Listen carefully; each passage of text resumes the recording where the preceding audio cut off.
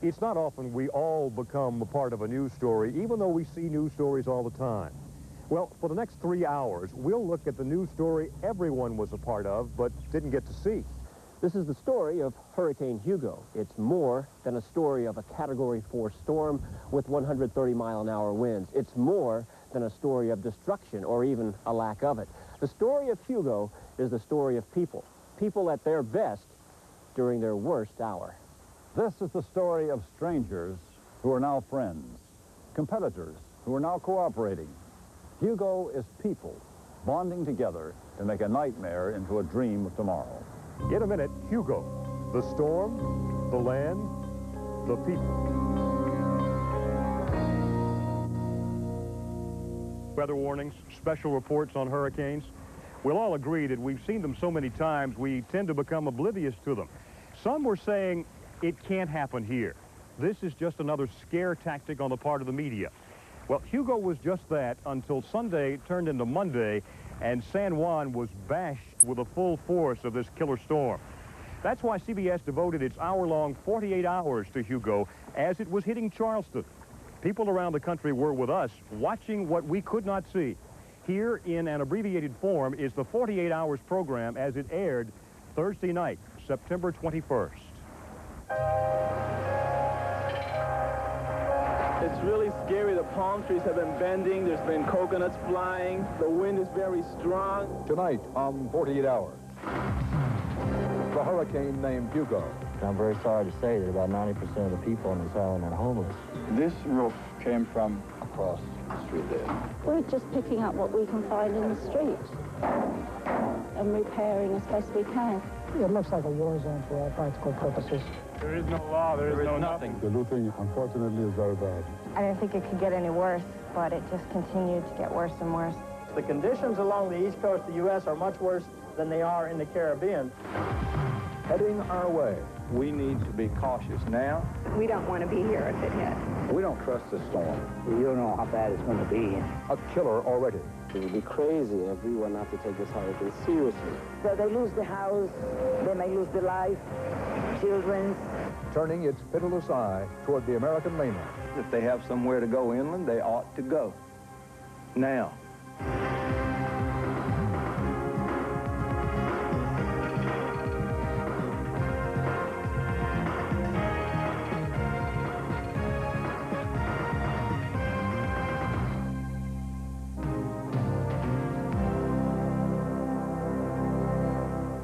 Good evening and welcome to a special West Coast edition of 48 Hours, our special Hurricane Watch 48 Hours.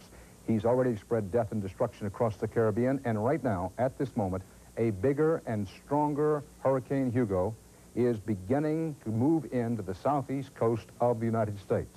The latest, the hurricane is coming ashore somewhere in South Carolina. The winds top-rated 135 miles an hour. That's officially a Category 4 extremely dangerous hurricane. These are live pictures from Charleston, South Carolina, as hurricane force winds began to move in on the Carolina coast.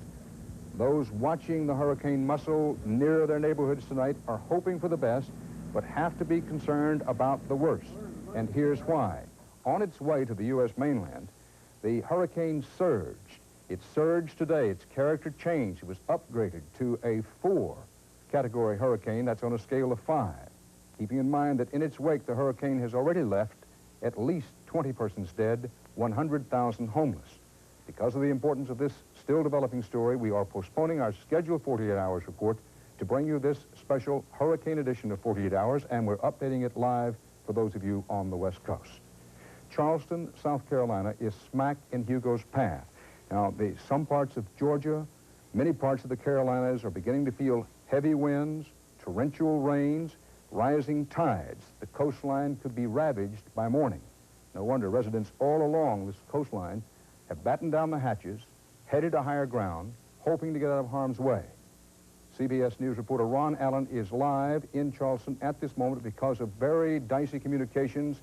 He's up live on the telephone. Ron, what is the situation at this moment? Dan, the winds are really kicking up down here. Torrents of rain are falling. They've been falling consistently for the past couple of hours.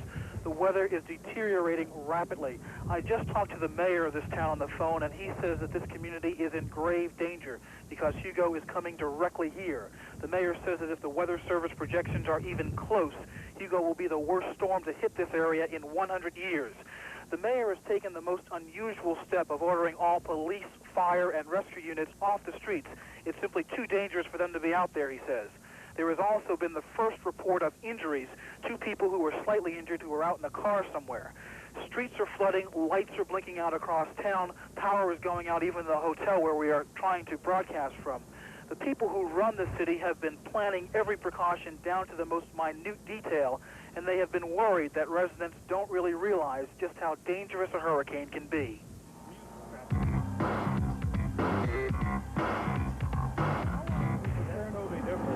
How long have you been preparing for this hurricane now?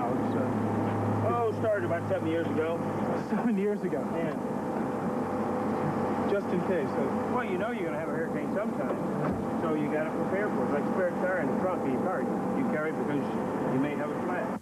24 hours ago, bracing for the worst, Police Chief Reuben Greenberg began full-scale storm preparations. What's your biggest fear, given this community and given the... My biggest fear is people are not going to get out, and they're going to be living in places where it's going to collapse on top of them, and a lot of them are going to be killed and crushed with roofs and so forth. Don't people understand? I mean, there have been warnings about hurricanes. Sure, there's warnings and all that, but it's not going to happen to them. It's going to happen to the other guy. He's going to be the unlucky when somehow the storm or any tornadoes that spawns are going to miss their house and get all the other houses instead. That's where people think. And a lot of low land. You're at about sea level. It's called South Carolina low country. For good reason. Trees are going to be across the road. We have chainsaws in order to get trees. Throughout the night before the storm, the chief meets with his men to issue last-minute instructions. The thing that is very, very, very important for you to remember, and that is if you've got a wife, children, grandmother, parents, whatever, you need to get them out of this area. It's going to be very difficult for you to do anything for us worrying about what's going on with them. There are going to be 6 shelters open within the city limits of the city of Charleston with people they've never been with before in their lives, howling babies, arguing, bickering among themselves. At night, it's not going to be a pleasant type situation, okay? Food.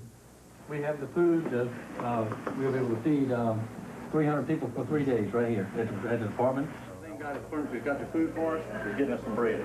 Okay. He says, I can get you bread. I said, well, they were baking bread there at the Piggly Wiggly. Shoppers, again, if you just entered the store, we still have some bottled water left up front. We have candles left. We have matches. We still have all sizes of batteries. What's going fastest? What are you running out of?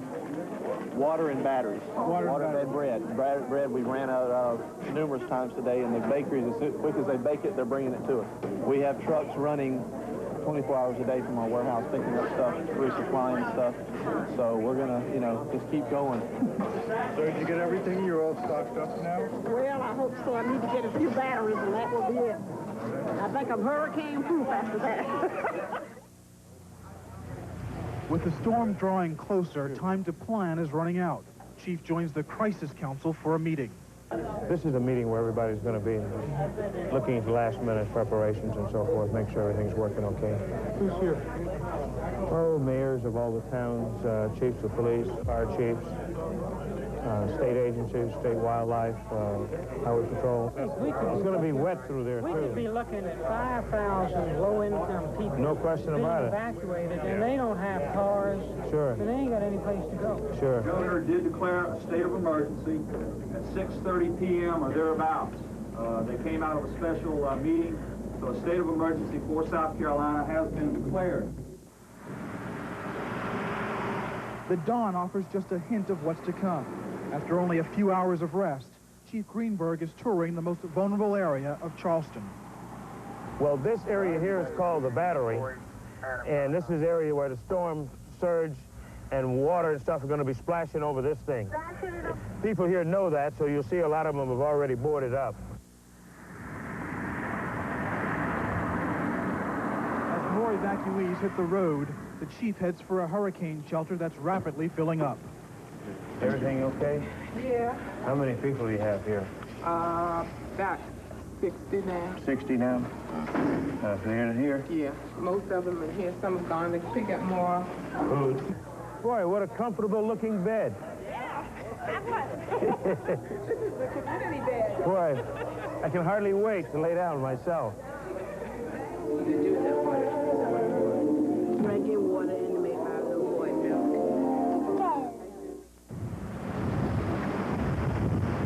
It's 4 p.m. and Hugo is staring Charleston in the face. It's going to come in between 1 and 3 o'clock a.m. we're expecting on Friday morning. High tide is at 2 a.m. on Friday morning. So it's going to come, apparently, if it stays at the same speed, at the very worst possible time. The projection from the mayor when I just spoke to him a few moments ago was that the storm would hit here between 12:30 and 1 Eastern. That's in about an hour and a half or so. But as you can see, things are getting really out of control. The torrents of rain are just falling. I'm doing all I can to just stand here and maintain my balance. Power is blacking out all across town. They've evacuated about 150,000 people so far, and I can't imagine why anybody would stay near here unless they have to. Dan, back to you. Thanks, Ron. Take care of yourself. Ron Allen live in Charleston as the hurricane begins to hammer in to portions of Georgia and the Carolinas. Because hurricanes move counterclockwise, this hurricane's full fury certainly should be felt north of the eye. That means that Wilmington, North Carolina, just up the coast from Charleston, is headed for a rough night. We caught up with CBS This Morning's main man, Harry Smith, there just a short time ago as communications began to go down. Harry, you're right there on the northern outer edge of the hurricane. What's it like? We are right on the banks of the Cape Fear River, which is about 10 miles up from the Atlantic coast, Dan. Down along the coastal areas, we're hearing reports now on the North Carolina coast of winds around 60 miles an hour. We just heard some reports of even hail starting to come out of the storm. Right here, up in Wilmington, it's not too bad yet, although we have had pretty consistent wind gusts of over 40 miles an hour out at the airport. Power is starting to be a bit of a problem here in Wilmington. A lot of the shelters are starting to fill up. One of the high schools is already full beyond capacity with more than 300 people. The power just went out there just a couple of minutes ago. The real power and the real surge from this storm is still several hours away from here yet, Dan, but we're already starting to feel some of the effects. Harry Smith, thanks. What's ahead as the hurricane hits home? We'll get some idea from looking at what Hugo has left behind as our special hurricane edition of 48 Hours continues in a moment.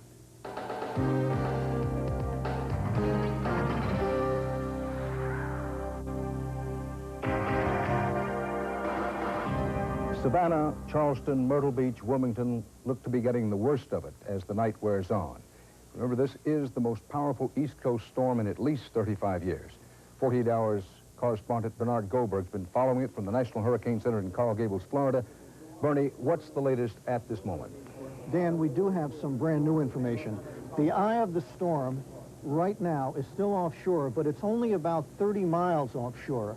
And the leading edge of the hurricane, that's the part, Dan, that's packing top winds of about 135 miles an hour.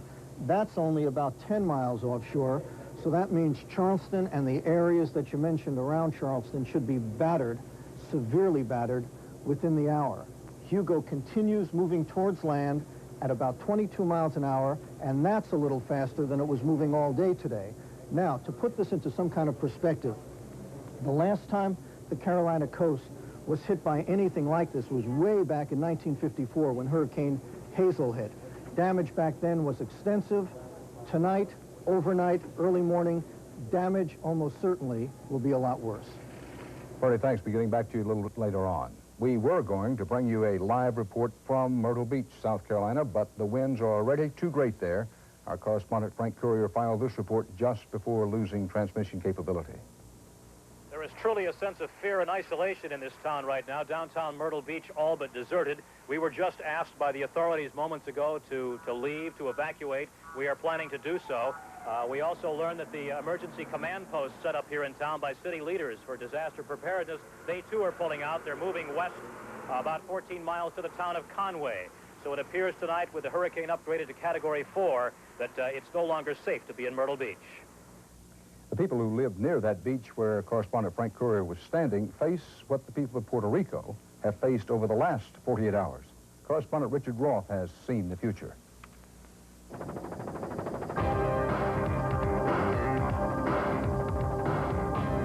Just off Puerto Rico's coast, the tiny island of Culebra boasts a sheltered harbor sailors call the safest in the Caribbean. But Culebra was no safe harbor from Hugo. This is the first major hurricane that hits Puerto Rico in the past 50 or 60 years. We had the wind clocked around 235 miles an hour. This is a killer hurricane, you know. The energy of this hurricane, it's very hard to foresee. You cannot think in terms of that power. It's beyond your expectation. I don't know if that is the right word. Did it surprise you? Of course. I have never seen anything like that before. Rafael Mena owns a hotel here. The mayor told me there are about 700 homes on the island, and 500 to 600 of them have been damaged or flattened. What's up? These were houses. These were all houses. Of course. On both sides. And everything is completely It's gone. It is gone. Look at this. Hey, you guys want some serious footage? I got the whole storm. From 4 o'clock the day before the storm till now, everything. We were out there in 200-mile-an-hour winds.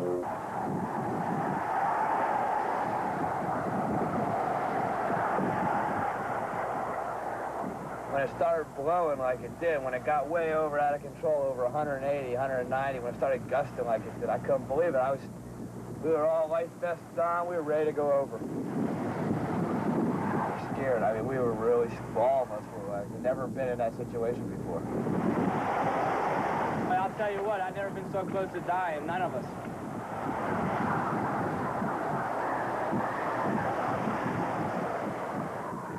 How are you? How you doing? The crews say there were several hundred boats in the harbor at the time of the storm, but more than 2 days later, there's still no reliable count of who's left and who's missing. Was everybody here on vacation? No. Yeah, we're all working tourism. Tourism would collapse in the Caribbean without the boaters. We are all now the owners of the newest beachfront condominiums in Culebra. It's not funny. It's not funny, but that's just my whole life is involved in my boat.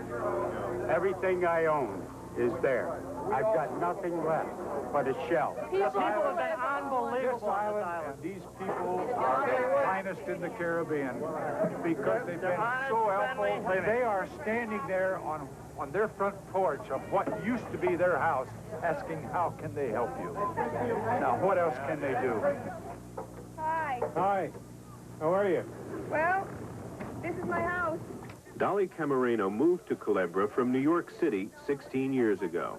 This was the kitchen. This is my dining room, my kitchen. There's a hallway into the bathroom. This is my daughter's bedroom. This is my living room. This is the porch. With a nice view up from here. There's my mattress. My cabinet from the kitchen is on the other side of my neighbor's house. Just amazing. This is just devastating. I mean, it looks like an atomic bomb.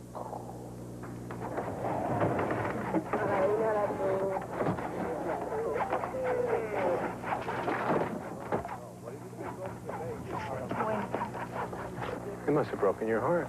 Oh, yeah, I've cried my little bit, but, I mean, when I looked at the rest of the island, I mean, it's devastation. I mean, I just can't be that selfish and think about myself.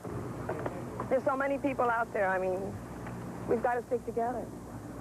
Have you been able to save much? I saved all my kids. We're alive and we're celebrating. This is like our final exam. This is like it. If you can survive this, man, we can do anything.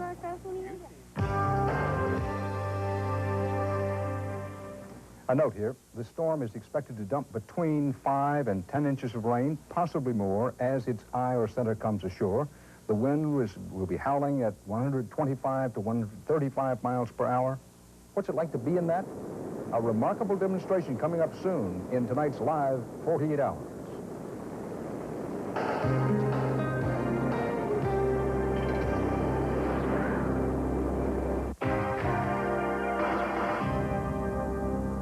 storm surge. If you live in the path of a hurricane, you may find out firsthand what it means. Storm surge is the wall of water formed by the winds of a hurricane. It generally hits before the eye or center of the storm and is responsible for much of the damage and death. This hurricane's storm surge is currently thought to be running more than 10 feet. That'd be a 10-foot wall of water. And tonight, the concern in Georgia and the Carolinas is that the surge may hit right at high tide. That would be especially big trouble for people and property in low-lying areas.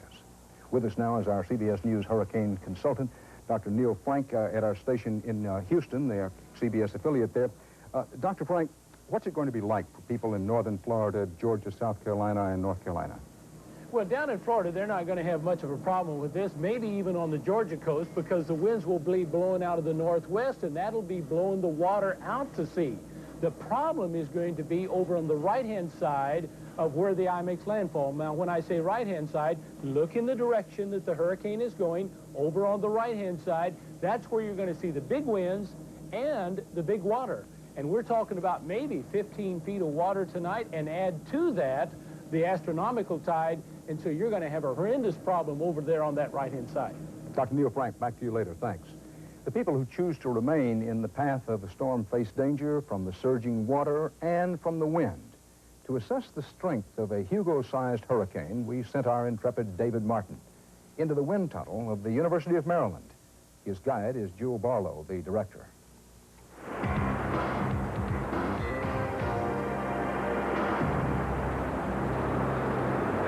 In there that this is 50 miles an hour. How does 50 miles an hour compare with hurricane speed? Well, it's only about 2/3 of hurricane speed. So you'd call this, what, a tropical storm? Yeah, probably a moderate tropical storm. If you're stupid enough to be out in something like this, what would be your advice to somebody that they should do? If I were caught out in this, I'd get behind something that I thought would stand up to the wind. I'm tied down, but you're not. Can you go up any higher? This is probably about all that I can stand and still walk out of here safely. Okay. You want to go on out, and I'm going to try and take it up a little higher and see if I can get up to hurricane speed. Good luck. Okay.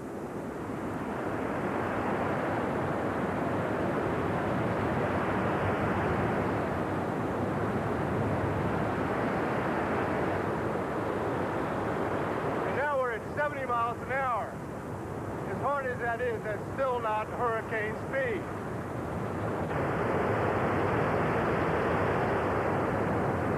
All right, that's 80 miles an hour. I wouldn't want to stand up straight now because I think I'd be blown right over backwards. That's 90 miles an hour. It feels like the skin's just kind of being ripped off your face. Hurricane speed is 75 miles an hour, so this is a real hurricane, but it's still not as strong as Hugo. Let's try and go higher.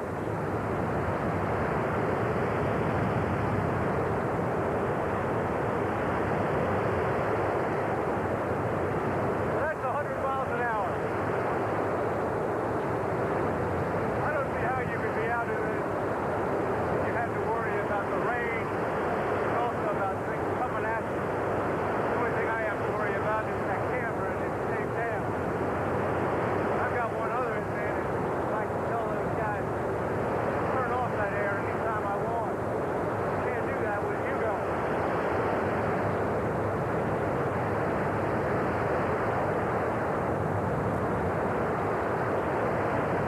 Okay, that's 110. I think that's about as high as I can go.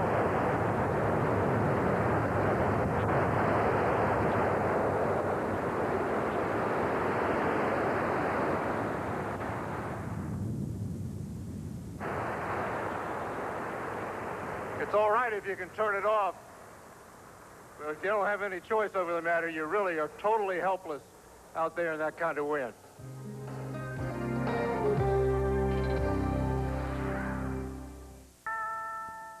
It's a catastrophe, but, you know, the camaraderie and the spirit has made us bind together, and I think we'll be stronger and better people for it. The whole community has worked, neighbors with neighbors, and people that we, hardly speak to have gotten together and helped out. It's been a blessing to all, because we are still alive, and we can be thankful for that. We'll be stronger than ever, because behind every dark cloud is a silver lining.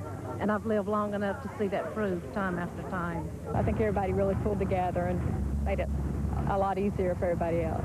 That made a big difference. We can be blown upright again, and that our lives can be strengthened out of this tragedy. Be patient and keep the faith.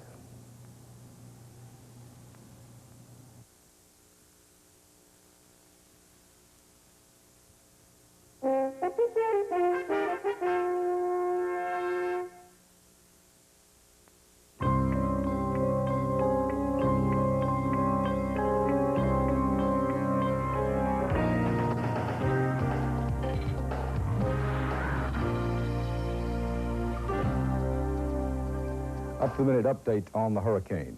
The front wall of the eye, not yet the eye itself, but the front wall of the eye of this massive and extremely dangerous hurricane is now coming ashore roughly along the shoreline of South Carolina.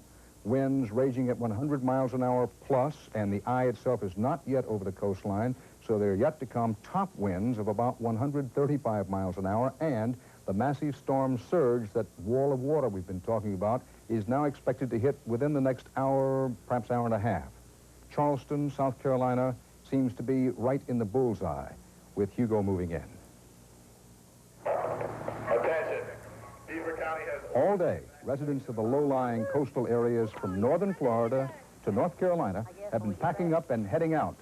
One especially busy spot has been the well-known Hilton Head Island, South Carolina. Correspondent Richard Schlesinger followed the evacuation preparations, but then was forced to pull back to Savannah, Georgia because of the danger. Richard?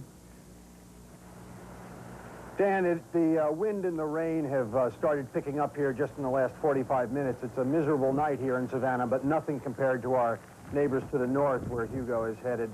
All day long, the evacuation has gone smoothly. It's been bumper to bumper on the roads around here, but the message from Savannah tonight is people listen to the warnings.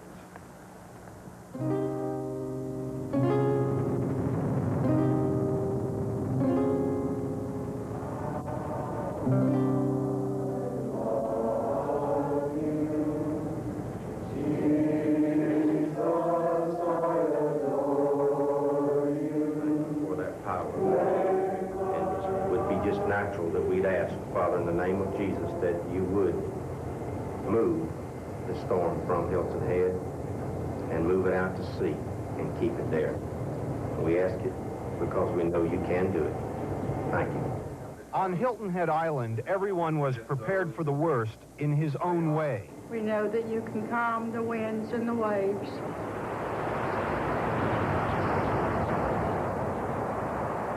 Buzz Stulak came home to his beach house last night, perhaps for the last time. Hi. He is a man facing two foes. Hugo forced Stulak to make some tough decisions, the kind of decisions all of us dread. Well, you said pictures and books. That's all it is. All right. After a lifetime of accumulating possessions, he has to decide which things he can live without, which few items are so important they must leave with him. How do you decide what you're going to take? Well, we made out a list last night, and I think it looks like we're adding to the list because one's supposed to that big. We're going to take my daughter's photos, tapes of some songs I've written, scrapbooks, photo albums, yearbooks, take my safe with the warranties and insurance policies and stuff in it. But the toughest decision in Buzz Stulak's life could be made by his second foe, the state of South Carolina. With us, it was like hanging us out, twisting in the wind. I think that was the expression. Last year, in a move to open up the beachfront, the state passed a law that prohibits Stulak and his neighbors from rebuilding on the beach if their houses are substantially damaged. So what do you lose? What do you lose? Everything. For me, it's my life savings. This is the only piece of real estate I own. That's it. I'm wiped out. So you're really at the mercy of this storm. Oh, we are. I mean, the next few days will decide whether I have any savings for the rest of my life or whether I start all over again. I'm sure there are a lot of folks back there that are rooting Hugo on and hoping, gee, we're going to get our oceanfront park now. Stulak can fight one of his foes. He's already sued to overturn the law that could cost him his piece of the beach. But he can't fight Hugo. 5 miles an hour, gusting probably up around 115, and there is that direction. As the evening progresses, so does Hugo, and the threat to Buzz Stulak and his house becomes more real. That storm, so it looks like that area is probably a pretty good estimate, anywhere from St. Augustine all the way to Cape Hatteras, right where we have the hurricane watch. Right in the straight line. The hurricane watch indicating that hurricane force conditions. I mean, I don't like that storm, and you can even look out there and you can see where it's coming. I've considered that ever since I moved here 7 years ago. Those things may happen, and if it does, that's fine. It's just the risk of living here. That's right. And I'm prepared to leave. As of 0600 this day, Beaufort County has issued a hurricane warning. Evacuation orders have been issued for all residents. Before dawn this morning, the word came. All residents are urged to leave the island as soon as possible. Hurricane Hugo is expected to make landfall later this afternoon between Savannah, Georgia, and Charleston, South Carolina. One of Buzz's foes, the hurricane, could no longer be ignored. Time to leave. Oh, this is sad. It's, I hope it's here when we come back. But if Hugo wins, if he damages or destroys the house, Buzz vows to fight again against his second foe, the state. He'll be fighting for the right to build and live on this beach again. Bye-bye.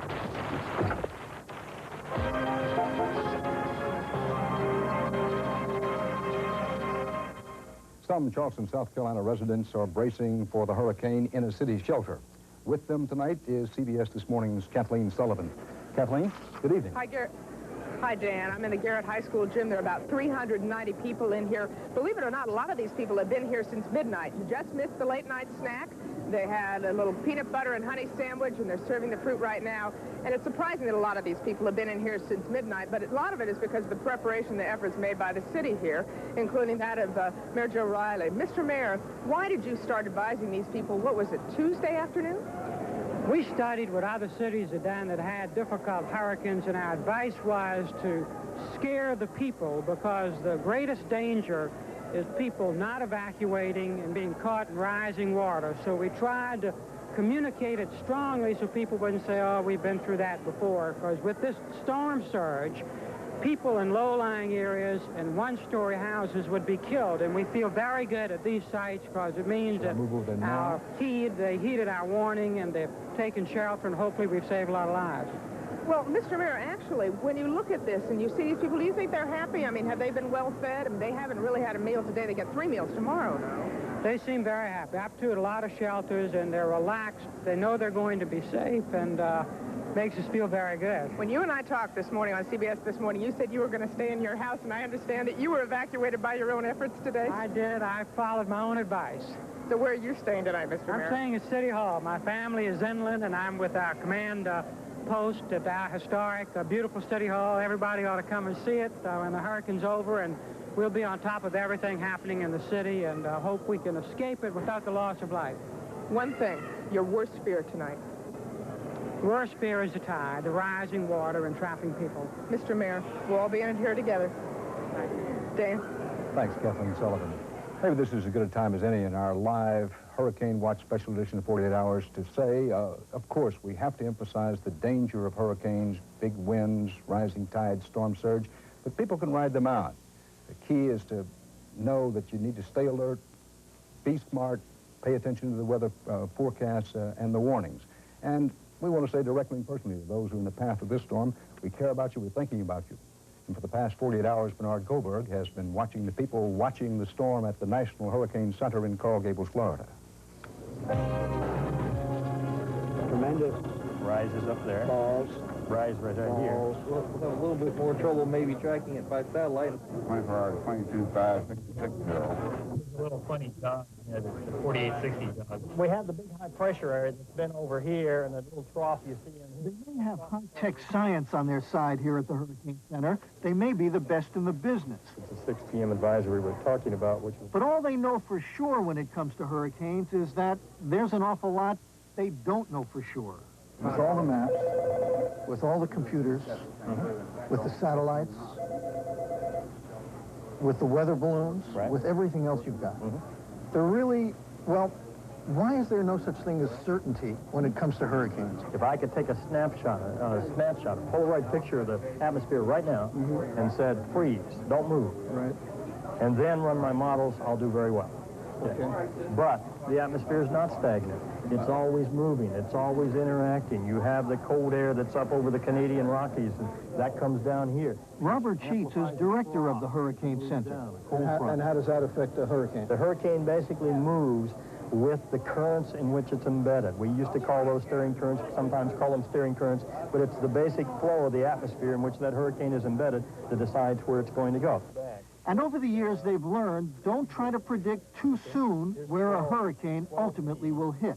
3 days in advance, if I asked you, where's it going to land, what would the odds be that you'd be right, on average? If I tell you an exact point that it's going to pass within a few miles of that point, about 1 out of 10 times will be exactly over that point. 48 hours, about 1 out of 3 or 4 times. 24 hours, a little better than 50-50. There's a lot of experience here. They have all sorts of information, but mostly they know their limitations. Somebody asked me yesterday, when are we going to be certain exactly where this hurricane is going to hit? Right. And my answer to that is after it hits. In meteorology, you're never certain up until it's there, because indeed there are some quite...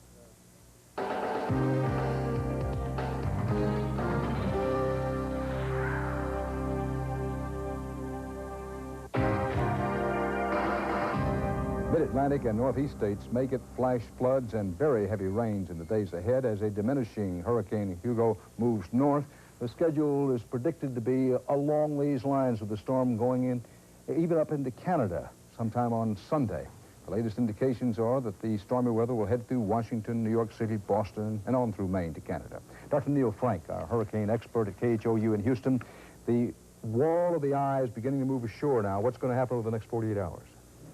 Okay, the center of the storm is definitely near the coast right now. I think the center of the storm is going to be over Charleston within the next hour. That means the west side, the very strong west side, is already on the coastline, and they're experiencing very severe conditions down there right now, Dan. The water is, in some areas, to the north of Charleston, is probably of the neighborhood of 15 feet higher than it normally would, and then you put 10-foot waves on top of it, and that's awesome destruction. For that part of the country above North Carolina, what's going to happen?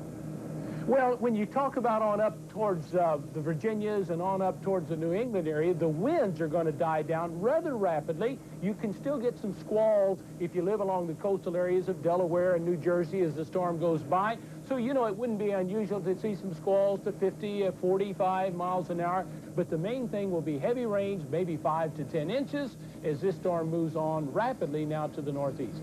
Dr. Neil Frank, thanks. Hurricanes have terrified the peoples of the Caribbean since time before history. In fact, the Mayan Indians even had a god named for this terrible force of nature. His name, Hunrican. From there, we get the name hurricane. Bob McNamara was in San Juan, Puerto Rico, where the force of nature named Hugo hit home.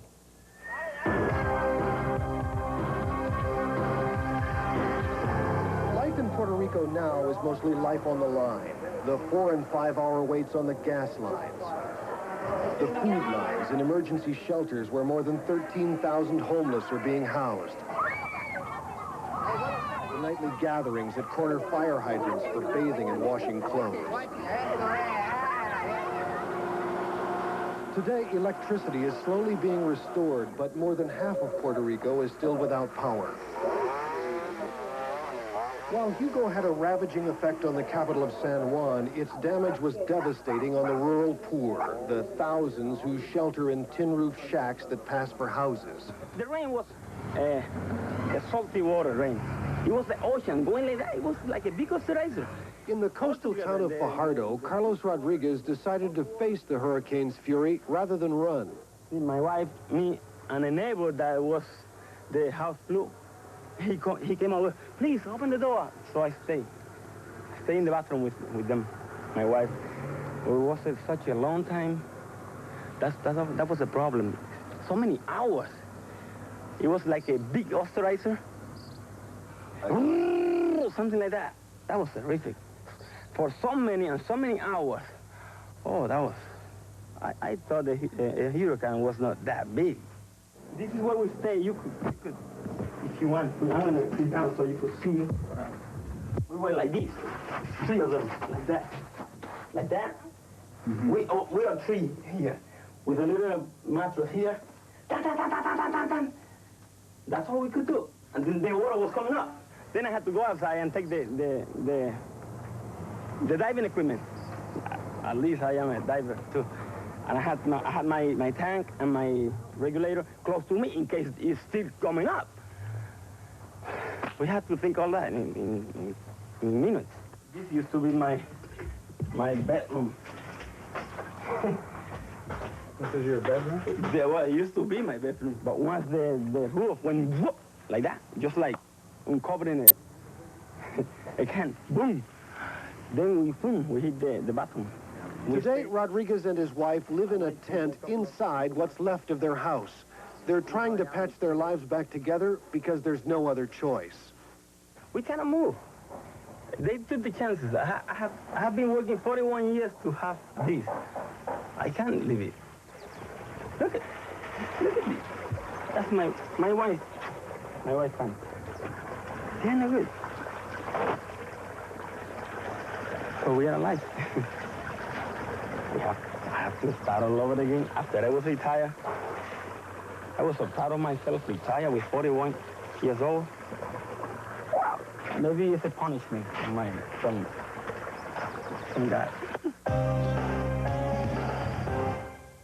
With a late surge in both power and speed, the hurricane is coming ashore now. It's lashing coastal communities in Georgia and the Carolinas. Let's check back live now with 48 Hours correspondent Bernard Goldberg at the National Hurricane Center in Coral Gables, Florida. Bernie? Dan, I've got an update on what Neil Frank told you just a few minutes ago. The eye of the storm should be passing over land in about 6 or 7 minutes.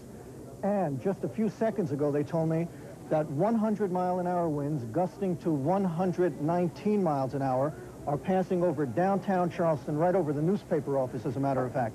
Top winds of the storm are still 135 miles an hour. One small possibility of hope. The storm is actually going just a little north of Charleston. There's a big forest north of Charleston, and if it hits that, Charleston may escape a little of the damage. Not much, but a little, and even that's a little bit of hope. Bernie, what do they expect over the next 5 to 6 hours? What they expect over the next 12 hours, because most of the storm is still offshore, are hurricane-force winds up to 135 miles an hour, gusting even higher than that. So it isn't going to die out soon, probably sometime around midday or late morning tomorrow. Bernie Goldberg, thanks. Already the hurricane is taking his toll. Widespread power outages and already scattered reports of injuries. Now, stay tuned to this CBS station for updates throughout the evening and early morning, including our CBS News program Night Watch. Tomorrow morning, CBS This Morning will bring you live reports from Hurricane Country. We'll have Hurricane Watch updates during the day, a full report tomorrow evening on the CBS Evening News. So stay tuned to this CBS station. I'm Dan Rather. See you again soon. Until next week, that's 48 Hours.